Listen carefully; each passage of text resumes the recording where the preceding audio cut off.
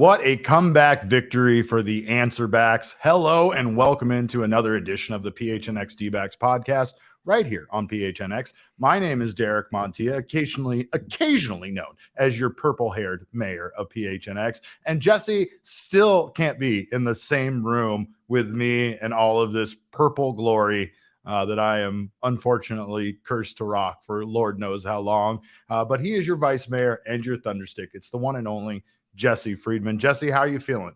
You feeling better? I'm feeling better. Should be back in the studio tomorrow. I guess the altitude in Colorado got to me too, or something. But apparently the altitude in Colorado somehow made its way into Texas as well, because the ball was absolutely flying in this D-backs Rangers game. But yes, it was. the D-backs came out on top, and as you said, a really, really impressive comeback win all the way around. Yeah, and obviously the big topic is going to be what is going on with Brandon Pfaadt and his bad outing. We have a lot to unpack when it comes to that, but of course, we wanted to first thank you guys for being here. And first, we wanted to talk a little bit about the offense, because I know we're going to get into Brandon Pfaadt and what went right and what went wrong. But the offense today really picked up the slack. It didn't matter. I mean, honestly, the one thing to remember is that the Rangers are one of the best offensive teams in all of Major League Baseball as well. So you got to give credit where credit is due there. These guys have been mashing the ball. When you look at who leads the league in most offensive categories, they're in the top three in almost every category, right? So this is a very difficult team. This isn't the same Texas Rangers team that we saw last year that kind of struggled. But the Diamondbacks offensively really picked up Brandon Pfaadt during his debut on a day where he didn't have his best stuff. And the biggest thing here is that Risp King Geraldo Perdomo continues to be someone that you have no business pitching to when there is a man in scoring position. That's pretty much the assessment here, is you should just walk this man if there's somebody in scoring position, because his job is to bring them home to his kingdom, which is home plate.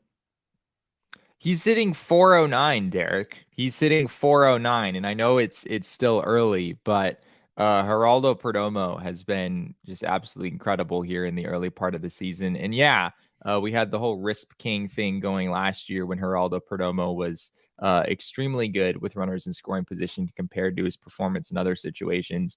But at this point, Derek, dating back to the beginning of last season, Perdomo is hitting 328 with runners in scoring position. And he continues to live up to the name. We kind of came up with the Risp King thing as a joke last year, but he's 11 for 20 with runners in scoring position this season. He's kind of like one of those people that fulfills the nickname. Like, we were calling him that, and he's like, well, shit, I better step up if that's what these guys are going to start calling me, right? But man, he's been incredible. A lot of guys that the Diamondbacks needed to kind of get back on track were very, very good today, including Christian Walker, who had a big day for this team. He has 3 homers in his last 2 games and has an .815 OPS this season. We usually wait a little bit longer to get to this. We usually do it at the end of our first segment here, but let's just tear the Band-Aid off. Christian Walker is our king snake. He is absolutely our king snake for this series based on those numbers that we just put up. And he's also the king snake because even though Jesse wasn't here today, he's hit 400 in the series, 3 home runs, 6 RBI. Jesse, we're all doing the Christian Walker gun celebration in the office. It got to be quite infectious. And we came up with this song. I'm not know if you're familiar with the Burger King jingle, but it kind of goes like this, Jesse. It goes, Walker, Walker, Christian Walker. He hits dingers, Christian Walker, Walker, Walker, Walker, Walker. He hits the ball at Chase Field. He smashes balls. Something like that. Very nice. I know we're just throwing some stuff around. The Max is going to get mad at me because that's again another violation of giving away ad space. We do no free ad reads. However, that was very. It was a parody. It was a parody. I don't think that YouTube's not going to get us for this one. It's not. They're not. This one is a parody that follows my heart. My heart. I know. All right, fine. I can't do anything fun around here. You know. Anyway. It was impressive, Derek. It was impressive. That was very nice. Patrick Pilcher did not like it in the comments. Yes, of course Shane was involved. But honestly, you would think it was a Shane idea. was actually a Bo Brack idea. So I got to give credit again where credit is due. But Christian Walker, fantastic today, 2 home runs. Ketel homered for the second time in this series. And again, he's been hitting the ball very well lately as well. Ketel's homer was a pitch that was probably 3 or 4 inches off the outside part of the plate. So yeah, it continues to be incredible. Just his plate coverage and his ability to go get it, especially from the right side of the plate, right? But he's had some good at bats against righties of late as well. So things are definitely trending in a positive direction with Ketel, and absolutely with Christian Walker as well. 3 homers in these 2 games, as you said earlier. He is completely locked in at this point, and this team needs Christian Walker, right? I mean, last year he was kind of the staple in the middle of this lineup that was consistently doing damage. I know he got off to a rough start last year and he had some tough luck last year, but it kind of feels like this is who Christian Walker is, right? It's crazy to think that, not at the end of last year, but at the end of the season before that, the D-backs were facing a decision of whether to even tender Christian Walker a contract because of how poor his performance was in 2021. Yeah. Now you can't even imagine this lineup without him right in the middle doing what he's been doing lately. And other good news, Corbin Carroll entered the game today, and as a pinch hitter, going 1 for 2 with a single in the Diamondbacks' absolutely enormous inning that kind of busted this open. This was a back and forth affair with a lot of home runs being hit. I think the teams had a combined 8 home runs, I believe, maybe 7 or 8 home runs. Just one of those days. The ball was flying in Arlington, and there was definitely a lot of offense scored. But the Diamondbacks come out on top despite no other way to say it, an unfortunate outing for Brandon Pfaadt. Obviously, we all wanted to see Brandon Pfaadt come out and find success in his first start. We wanted to see him have a good debut. We have kind of gotten used to that. A lot of the young pitchers that have come up from the minor league system, at least kind of had a few, a couple of good games, couple of good outings before, coming up against what basically Pfaadt went up against there in the 5th inning, which was just a real tough outing. There's a lot that have happened there. A lot we could question, Jesse. So, but let's talk about Pfaadt. What do you think about his major league debut? It wasn't good. Brandon Pfaadt was not good today. I don't think there's any question about that. But he can be a lot better than this. I'm not at all worried about Brandon Pfaadt. For anyone saying, I guess he's not the pitcher that we thought he was going to be, I wouldn't have that reaction whatsoever. As you said earlier, the ball was absolutely flying out of Arlington today. That certainly played a factor in the 4 home runs that he gave up in this game. I thought his stuff looked pretty good overall. His command was not quite as sharp as what we've seen from him in the minors. He wasn't throwing strike 1 quite as often as I'm sure he would have liked to. He left some changeups and some sliders in bad spots. Those pitches really got hit when they were put in play. But he still got a little bit of swing and miss. There were 7 whiffs in this game against him. I think if he's able to dot those pitches in better locations, he's probably able to do a little bit better than that. But yeah, I think, the stuff looked good. He was up to 96 miles an hour with the 4-seamer. You saw glimpses of the slider being a really good pitch, as we think it will be. His first strikeout came to Josh Young, and he threw a particularly nasty one in that at bat to get strike 3. But yeah, it wasn't good. And we know that Brandon Pfaadt, something that he has struggled with in the minors is giving up the long ball. And, pretty much every pitcher in AA and AAA in the hitter-friendly environments that the Diamondbacks have to deal with, pretty much everyone's giving up a lot of home runs there. But it is kind of part of what you might anticipate as being weaknesses for Brandon Pfaadt. He throws a lot of pitches up in the strike zone. And as you saw when he leaves those the slider and the changeup in some not great spots, it can get hit. And Josh Young got him a couple times. There were 4 home runs altogether. So by no means was it a good outing, Derek, but I'm also not really at all concerned. It's a tough place to pitch on the road, making your big league debut against one of the best offenses in the game, a team that's really hot right now. I wouldn't really be concerned at all. There's talk in the chat about this show looking more emo than it usually does. I swear to God, I will start singing My Chemical Romance right now, and they'll combine the two ideas of my singing and what you think about my hair, and I will do it unapologetically. But a lot of things happened in that fifth inning, and one of the things that you could say is that it wasn't managed well. You could say that Brandon Pfaadt should have absolutely been taken out of the game prior to that. It's a disaster, Derek. It was awful. I mean, and honestly, there is an idea there of erring on the side of caution, especially when your young pitcher is getting himself into trouble. I don't know about the idea of, I don't know about the philosophy of like trial by fire, right? Letting him stay out there, letting him kind of work his way out of a jam. This wasn't really the team to do that with because of how offensively potent they are. And it just wasn't great for Pfaadt's, start in the majors. You want this guy to have confidence. You want him to be able to build on something. And if you look at what he did over the first 4 innings, that was something worth building on, even if the game kind of took a turn on them there in the 5th inning. I just didn't really think that it is not, it was just wasn't a great decision to leave him in. I understand we were trying to get him through 5 innings so he could get the win, but what ends up happening is, he gives up a ton of runs, gives up, 4 runs in the inning. And gives up the lead and kind of has to go ahead and sit on that. And that's just not the greatest for a young player's, confidence. That's the big thing here is trying to build on his confidence, trying to make him feel like he belongs at a major league level and trying to feel like he can do this. And for a few of those innings, he absolutely looked like it. It's like you said, he didn't have his best stuff. He wasn't striking out a ton of people, but there were some strikeouts in there that were very impressive and the kind of things that you get excited about seeing him at this level. Yeah, there were a lot of hard hit balls too. I think the average exit velo on balls in play against Pfaadt was about 94 miles an hour in this game, which is really high. But you pointed to that 5-run 5th inning, which was, that's obviously when things fell apart. I think up until then, Pfaadt was at 4 innings, 2 runs. He'd given up the 2 solo shots, but he was kind of limiting damage and, working around some trouble. You felt pretty good about where he was at that point. And then comes the 5th inning. And, you get Leotis Taveras hitting a leadoff home run. So that makes it a 6-3 game. The D-backs still have a comfortable lead. Don't think you would have needed to pull Brandon Pfaadt at that point.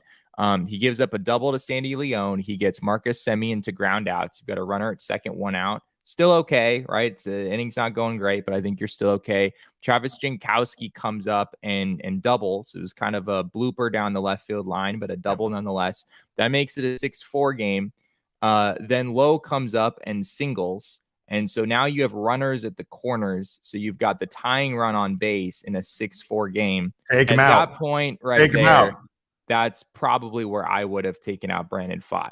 You could maybe make the case, all right, let him go against Elise Garcia and see what happens. Garcia hit a long fly ball, which fortunately there was just enough space for Alec Thomas to make the play. Turns into a sacrifice fly. So you've got a runner at first with 2 outs. And now definitely remove him then. You got one of the hottest hitters in the game, a young man that came up who was named American League Rookie of the Month for the month of April. And Jung didn't hesitate to hit one again, his second home run of the day. So it's like, I don't understand what exactly, again, outside of this mentality to kind of power through and try to get him 5 innings, try to get him the win. And I think that's the idea is the idea of getting Brandon Pfaadt the win ended up almost costing the team the game, a loss. So it just seemed kind of ill-advised and it was bad for the team. It was bad for Brandon Pfaadt. It was just kind of not great managing all the way around. But, there are times where the idea or at least the thought process is more focused down the road and trying to build Pfaadt up in a certain way so that maybe he, can see that he can get himself into jams and can work his way out of it. I don't know. I mean, I feel like that's besides the general idea of him getting to 5 innings so that he could earn the win. It feels like that might've been another part of the process of leaving him in there when he really started to struggle in that inning. Yeah, it was just so abundantly clear from the eye test that like his command just wasn't there. I mean, like I said, that Garcia, he wasn't even getting called. Like he was dotting the corner and he was getting calls. He wasn't getting those same calls later in other at bats. The I mean, the home plate umpire was kind of all over the place today, and I don't know how accurate he was, but it felt like at times Brandon Pfaadt was getting pitches that were slightly out of the strike zone, and then he would throw it in that exact same spot again the second time, and now it's not a strike. So, I mean, it was kind of hard. I felt like him during, those third and fourth innings to kind of figure out where the strike zone had gone to, because suddenly he really couldn't find it. And I mean, he was right there with a lot of his pitches. I mean, his pitches were just right around those edges on the strike zone. So you can see how, if he is hitting those edges, that control is such a key for him. But he wasn't getting the calls today. And to be honest, he wasn't really landing a lot of them really, close enough that he should have gotten the calls on a lot of them. But there was a lot of erratic, calls there at home plate. And I'm sure that doesn't make it any easier. You also had a Rangers team that's just smashing the ball right now. They really are. Yeah, they really are. And yeah, I mean, like you said earlier, Young had already homered in the game against Pfaadt. So I don't personally understand at all why you're letting him come up, representing the go-ahead run. As much as you want Brandon Pfaadt to get the win, you also don't want the opposite even more. You don't want to put Brandon Pfaadt in a situation where in his big league debut, he's the one who's giving up, this big 2-run homer that gives the Rangers the lead back. Fortunately for the D-backs, their offense came roaring back, as we've seen a number of times this season, and it wound up being a win by 5 runs. But this would have been ugly, Derek. This would have felt really bad if Brandon Pfaadt had given up that 2-run homer. The D-backs are down 7-6, and they hadn't been able to fight back. It would have made that decision by Torey Lovullo look a lot worse than we probably feel about it right now. And for that exact reason, Jesse, and for the fact that they did come back, I have some words for the people who were tweeting to us in the 6th inning of this game about how it was over and how about the game was over. So I'm gonna, Jesse, I don't do this often, but I'm gonna ask you to step away because I don't think you want to be around for this. But Damon, let's throw some shade.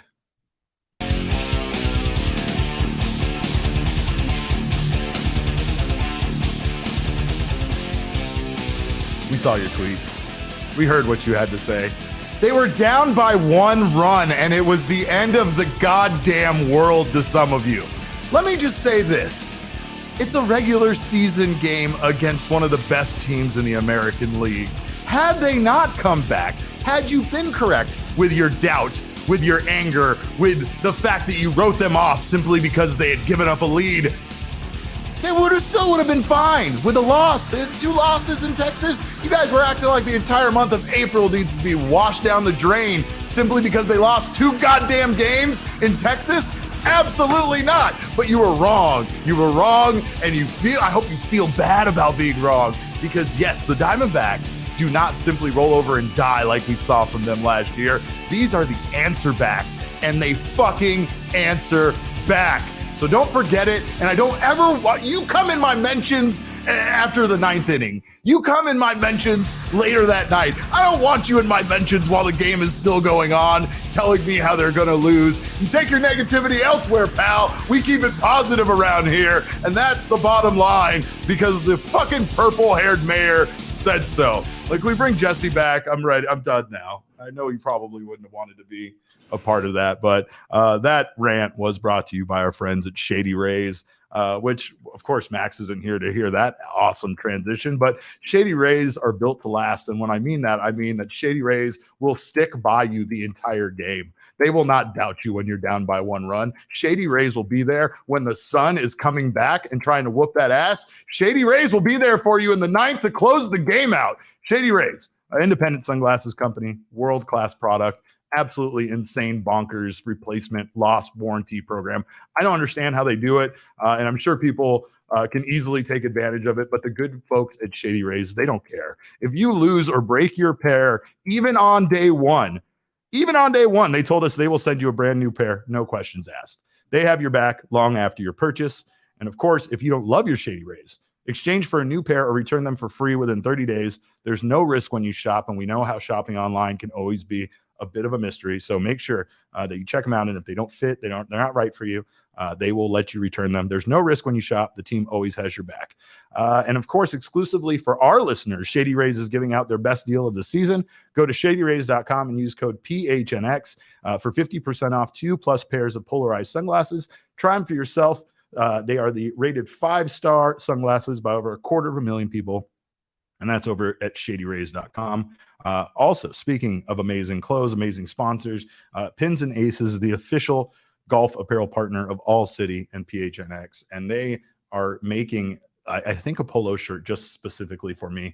You are all allowed to have it when you sign up for our Keeping It 100 Golf Classic, but I think they made it with me in mind. And that's what a lot of Pins and Aces gear looks like. It looks like something, of course, this wacko over here would wear. But if you want to get compliments like I do on the street with this purple hair and these ridiculous shirts, you can check out Pins and Aces because they have amazing polos, hats, golf bags, and even our favorite beer sleeve, which of course allows you to store 6 beers right inside your golf bag.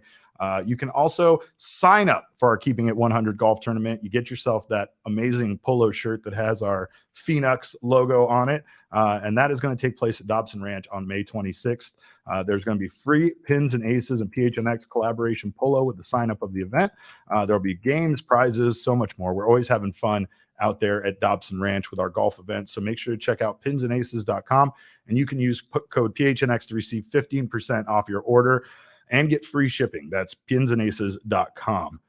We thank you guys for being here after today's win on the PHNX Sports YouTube channel. If you haven't subscribed already, make sure to do so. Sign up for notifications. That way you don't miss whenever we go live. And of course, if you're listening on your favorite audio podcasting app, please subscribe to us there as well. Leave us a review. We always appreciate the feedback.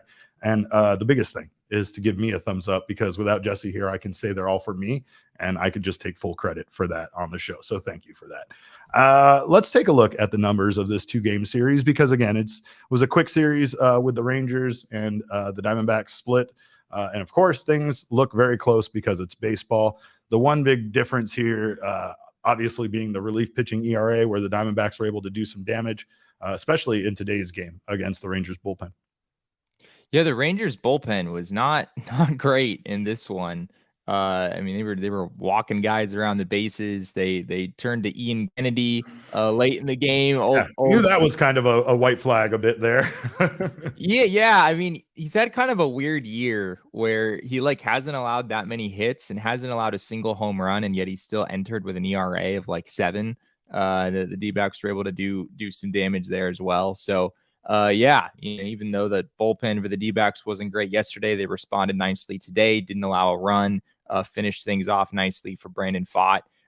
Starting pitching ERAs for both of these teams were dreadful. Jonathan Gray, Andrew Heaney, Zach Gallen, and Brandon Pfaadt, all 4 starters in this series were not at all good. But you do see here the D-backs with 11 walks compared to the Rangers 5. So the tide continues to turn on that front with the D-backs slowly but surely getting their walk rate a little bit further up as the season progresses, something that I've kind of suspected would happen. The D-backs have a number of players who have a history of being patient and having good at-bats, and we're starting to see that a little more. 7 walks today. Cattell had 2 walks. Lourdes Gurriel Jr. had 2 walks, and he had a home run. He did it for the purple hair. He tried to make me proud today. Christian Walker, of course, just incredible with his 5 RBI. But really, the big thing today were the walks, and that they were hitting 500 with runners in scoring position. Geraldo Perdomo did what he does, and this team has continued to fight back. And yes, Ryan, we are getting walks. I mean, and of course, today they were a big part of Christian Walker's 5 RBI and the team's ability to put up 12 runs on the board. Can we look at the win probability graphic that we have? Oh yeah. This game was a crazy roller coaster. My God. My God. That's quite the swing. Yeah. D-backs down 1-0 early, and then they come back and score 3 runs, take a 3-1 lead. And then they were down it was an absolute roller coaster ride the entire way through, Derek. So this dropped as about as much in the win probability as it did in people's minds that thought that the Diamondbacks were going to lose because they were down by 1. Yeah, pretty much. I think the D-backs win probability when they had the 6-2 lead. I think their win probability got up to like 75% or something like that. And then when the Rangers came back and took the lead, their win probability got up into like low 70s. The game was a little bit later at that point. And then the D-backs have their 5-run inning, and it was pretty. They were certainly in the driver's seat from that point forward. But yeah, this game goes to show you never know who's gonna win until no, it goes to show your analytics are stupid, your numbers are stupid, math is dumb, and I hate it all. It's meaningless. Anyway, baseball is still great, and the Diamondbacks are great, and they have a lot to look forward to going ahead. But I want to let you guys know to check out our friends at Circle K for the best coffee, beer, and snack selection and premium gas. Especially if you're coming down to the ballpark, make sure to stop by one of the many Circle Ks around the downtown Phoenix area. Grab yourself a Polar Pop iced coffee. You can take sealed bottles of water into Chase Field with you. Of course, get your 12 packs of beer for just $9.99. You can also get our friends at Four Peaks at Circle K. And of course, energy drinks that allow me to power this hair, because it's not this neon purple color, Jesse. It's not like solar powered. You actually have to have a battery pack attached to this thing. But Red Bull's 3 for $8, Monster's 3 for $6. Make sure you're not missing out on all of this great stuff. Text PHNX right now to 31310 to join their SMS subscriber club, and you will get a buy one, get one free offer on 32-ounce Polar Pops. Head to circlek.com/store-locator to find Circle K's near you. And of course, talking about our friends at Four Peaks, you can grab their wonderful beers at Circle K. You can also go down to their 8th Street pub or get them wherever you get your beers here in the Valley. D-backs fans, win yourself some tickets. Four Peaks, 4 seats giveaway. One lucky winner will get 4 seats to an upcoming Diamondbacks game. Tickets come with D-Bucks, so you can grab some food, ice cold Wow Wheat or Hop Knot while you're there. And you can enter by going to the Four Peaks Brew on Instagram at Four Peaks Brew. The link is in our bio. Also, they have their Four Peaks for Teachers program. Teacher Appreciation Week starts on May 8th. So you can thank a teacher and nominate them to win grants, Four Peaks swag, and a grand prize of a custom makeover of their teacher's lounge at school. No students allowed in there, especially once that makeover happens. But go to fourpeaksforteachers.org to nominate a teacher or donate. You can check out Four Peaks at Four Peaks Brew or at Four Peaks Pub to keep up with the latest at Arizona's hometown brewery. Must be 21 years or older to enjoy. And please drink responsibly. Zach Gallen snubbed for National League Pitcher of the Month. That honor goes to Clayton Kershaw. Corbin Carroll also snubbed for National League Rookie of the Month. Ooh. That goes to Dodgers outfielder James Outman. He sucks. So yeah, the anti-James Outman agenda continues when it comes to Damon. But Jesse, what are your thoughts on this and the snubs that occurred here? Especially considering that they did include Gallen's numbers apparently from March in the numbers for April. Yeah, it's a little messed up, right? When they say April pitcher of the month, they're actually talking about. I don't like it. It's got to happen in April for me. April pitcher of the month. Yeah, if you take, Gallen's first start of the season was also his worst. So if you take out that one, I think he had a 1.09 ERA. In the month of April, he had a 0.62 whip, I believe it was. So yeah, if March didn't count, Zach Gallen, I think, is the clear winner for April pitcher of the month. Unfortunately, they do include those numbers, which I guess is somewhat, it'd be a little weird to just like throw out, your first start of the season if you started like one of the first 2 games of the season for your team. So those numbers did count. And if you compare March and April numbers for Gallen and Kershaw, they are still very comparable. Kershaw had a 1.89 ERA, Gallen had a 2.15. Kershaw had an 0.76 whip, Gallen had an 0.77. Gallen had 10 more strikeouts. His opponent batting average was pretty much the same. His opponent OPS was a little better. So you could kind of make a case a little bit, even with that March start included, but no surprise at the end of the day, it went to Kershaw. He did have a better ERA and his whip was pretty much the same. So you can kind of see where they're coming from there. Some other awards that went out, obviously, not just the National League. American League Rookie of the Month, like we said, Josh Jung. Pitcher of the Month for the Yankees, Garrett Cole. AL pitcher player of the month goes to Blue Jays third baseman Matt Chapman. NL player of the month goes to Ronald Acuna Jr. No surprise when you look at some of these numbers, like Chapman hitting 384 with a 1.152 OPS. My God. Yeah, I don't know if I would say no surprise. I mean, or I guess no surprise that they won the awards with those numbers, right? That's what I'm saying. I am a little surprised that Matt Chapman had an 1150 OPS after his offense. That's also a surprise, but I'm saying it's no surprise when you look at what they've been doing. Yeah. I mean, I don't think you're going to find a better player in the American League than what Matt Chapman did in the month of April. I guess we could go back to the James Outman, Corbin Carroll thing. Outman, I'm not surprised by that decision. I think that made sense. Outman had a higher OPS by about 100 points. He had 7 homers, 20 RBI. Carroll had 4 homers, 9 RBI. The 20 RBI is impressive. And also Outman has just been involved he's been such a catalyst in all of the Dodgers wins. At time, the Dodgers really haven't been getting much from even some of their stars. And Outman has just he's been involved defensively. He's been involved at the plate. There's a lot of highlight reels coming out of Los Angeles about Outman. Yeah. The thing that does stand out to me, though, is that Outman struck out 36 times versus 24 for Carroll. James Outman's strikeout rate was really high in the month of April. So I still have my doubts about his ability to maintain that kind of performance over the course of a full season with how much he was striking out. By no means was April a failure for Corbin Carroll. I mean, he hit 309, 374, 536. He had almost 20 runs scored, 10 for 12 stolen bases. Corbin Carroll was outstanding in the month of April, and I still think he's in really good position to win the Rookie of the Year, even if James Outman is a little bit out in front right now. There's probably going to be a lot of guys that kind of pop up and have a good month. That name that Corbin Carroll probably is second or third behind is probably going to change quite a bit throughout the season. But I think the thing that will be consistent is his place amongst the top rookies month in and month out. And I think that's what Corbin Carroll brings.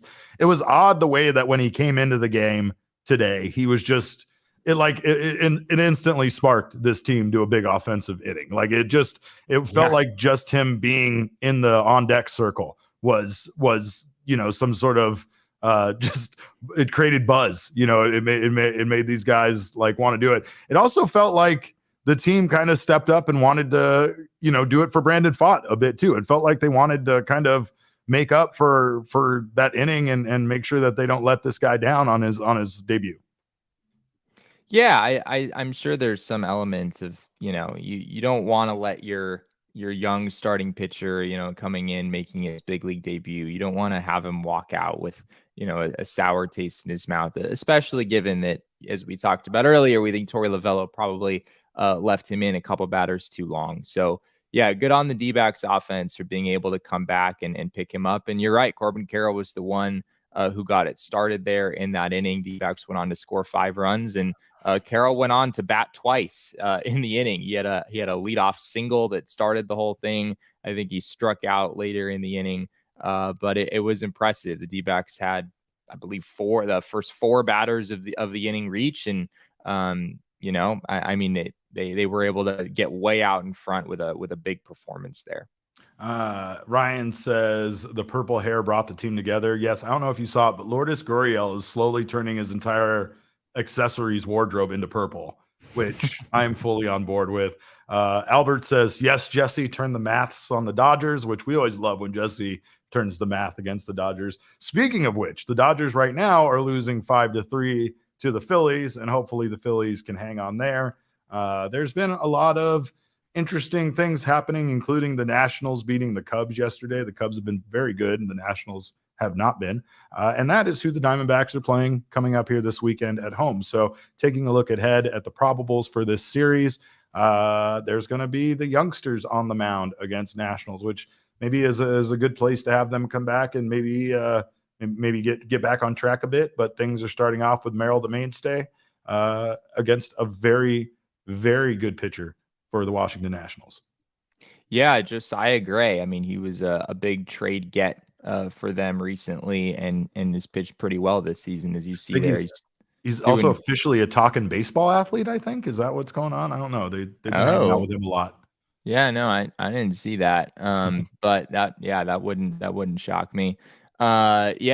Josiah Gray, Mackenzie Gore, and then Trevor Williams in the series. So three pretty decent pitchers for the Nationals. All of them have sub-4 ERAs, as you see here. Tommy Henry and Ryan Nelson will start the latter 2 games of the series for the D-backs. Good opportunity for them to get back on track, Eric. Even though these pitchers that you see here for the Nationals look pretty good, the Nationals offense, not so good. So this is a good opportunity for Tommy Henry and Ryan Nelson to get back on track. And this easier stretch of the schedule so far for the D-backs has gone all right. They took 2 out of 3 from the Royals at home. They took 2 out of 3 from the Rockies on the road. I'm sure you would have loved to get away with a sweep in one of those series. The D-backs weren't able to do that. But, you split on the road with a very good Texas Rangers team. And now you've got the Nationals at home for 3. You've got the Marlins coming after that. This continues to be a very good opportunity for the D-backs to make some headway in the standings. By the way, Christian Walker's 5 RBI today versus the Rangers ties a career high for him. And it was also his 6th career multi-home run game. So big day for Christian Walker. Christian Walker. Y'all are going to be singing that for a while. Anyway, Jeff Bannister, by the way, had a good return to Texas. There was quite nice reception for him there as well. So it was great to see everybody still giving Banny some love. And now the Arizona Diamondbacks move on to an off day. By the way, we didn't get a chance to talk about this, but the corresponding moves that the Arizona Diamondbacks had to make in order to add Brandon Pfaadt to the roster is they optioned Peter Solomon to Reno, which is no surprise, but they did designate Seth Beer for assignment, which, again, isn't a huge surprise with the way he's been playing. But for us at PHNX, it's a bit sad.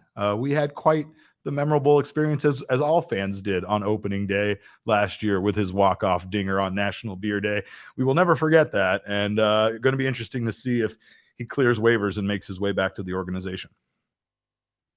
Yeah, I don't know. Seth Beer has not hit well at all in Reno this year. He has an OPS of 580, which is very poor considering the run environment there. Unfortunately, the offense just hasn't come together. He really looked promising coming up in the Astros organization, was putting up really, really big numbers for them in Double-A. And when he came over to the D-backs organization, things just weren't the same.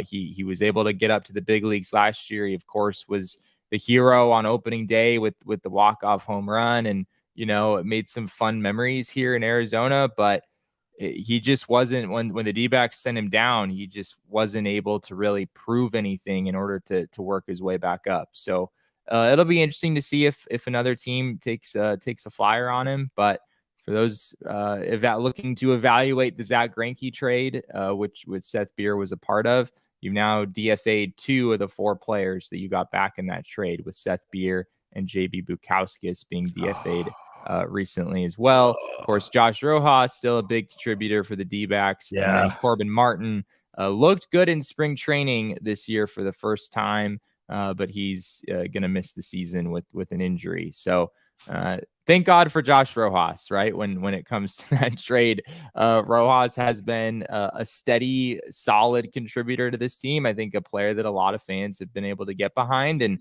he's kind of what they've gotten for Zach Greinke at this point in terms of who has actually been productive and who's actually played games for the D-backs.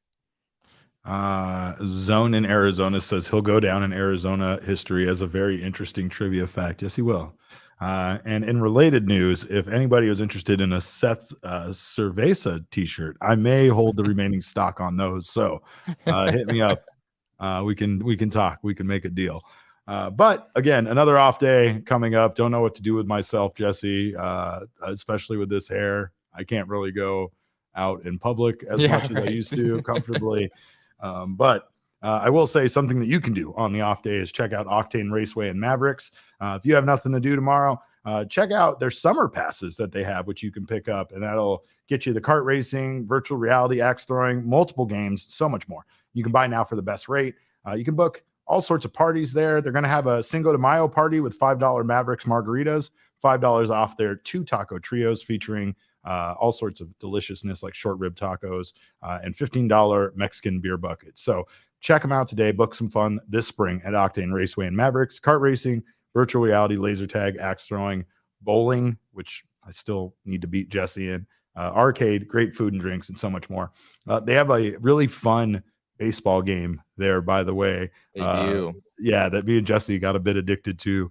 That basically you got to like actually physically hit a ball with a little guy, almost like a pinball. Yeah, type it's not. scenario. It's not just an arcade game. You Yeah, it's not. get Yeah, to, you get it's to physics like involved. Physically participate. Yeah, and honestly, once you start playing, it's hard to stop. So make sure to check them out. Tons of different events throughout the summer. Check out octaneraceway.com and mavericks.com to learn more. Now, this Saturday, Serpientes jerseys are being given away at Chase Field. So it's a very good weekend to go check out some baseball. You can get your tickets through gametime.co, which, by the way, is the best place to buy tickets last minute. And of course, you are going to save money and you are going to get some great tickets, great deals. And that's the reason why it's the fastest growing ticketing app in the country. You can snag the tickets without the stress with Game Time. Download their app, create an account, use code PHNX, and you will get $20 off your first purchase. Terms do apply. Again, create an account, redeem code PHNX for $20 off. And of course, get their app today. Get ready for it. Get prepped. You can download it today. Last minute tickets, lowest price guaranteed over at Game Time. So check them out. Make sure to join us. We will be out there for the National Series. I don't know what I'm going to do with myself in the meantime. I suppose we will be back here tomorrow at 1 p.m. for a show. Hopefully Jesse can get over his jealousy of my purple hair and find his way to make it into the studio, because it's just not the same without you here, pal. I feel too insecure at this point, Derek. I I'll need put a to hat get back on. I will put a hat back on or something first before I could possibly be seen with you. Whatever. Well, text me. We'll figure it out. I text Jesse more than I text my wife, by the way. That's the truth. That is not a lie. But you can follow us on Twitter. You can text us both, DMs, tweet us, whatever. I'm at Cap_caveman with a K. Jesse is at Jesse and Friedman. Our producer Damon is at Damon Dog. You got to bark before you follow him, but it's Damon DAWG. Our show's at PHNX_DBacks, but of course, all roads lead to at PHNX_sports on Twitter, Instagram, and Facebook. We thank you guys so much for being here after this big D-backs win. We appreciate your time. As always, on behalf of these boys, we thank you so much for joining us. And remember, kids, baseball is fun, but it's so much more fun when you understand that a debut doesn't always go the way you want it to.